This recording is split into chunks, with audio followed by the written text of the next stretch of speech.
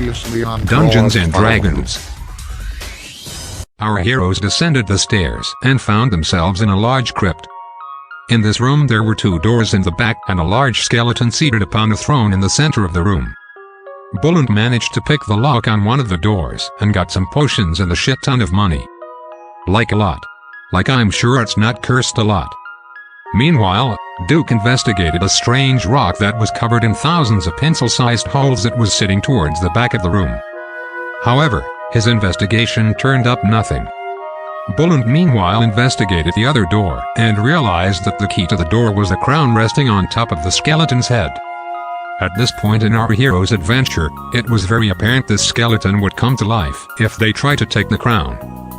So our heroes decided to take away its sword and shield before trying to take the crown. However, as they reached for his weapons, the skeleton sprang to life and began to assault our heroes.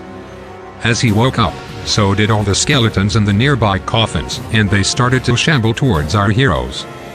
Duke had actually managed to get the shield away from the king. However, this greatly angered the king, who promptly struck Duke with his blade.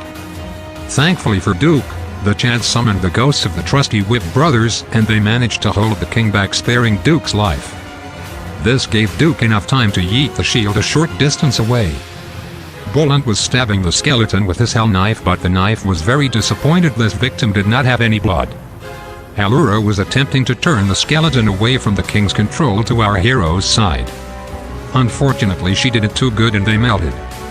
This fight was surprisingly going in our hero's favor despite all odds.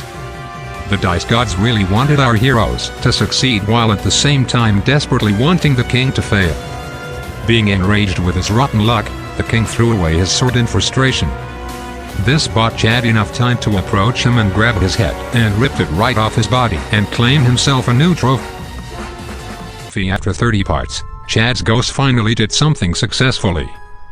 Having done their part, Chad released the Whip brothers from his service. Allura claimed the king's rad shield. Chad got the king's cool fire sword. And Bullen took the king's crown and unlocked the door. Behind the door was another staircase leading downwards. Our heroes descended the stairs and found more coffins that our heroes definitely were not grave robbing. However, when they opened the coffin, our heroes got hit by some karma gas. Although, they did manage to find a supreme health potion. Oh, also there was a gargoyle just sitting on the pressure plate in the corner.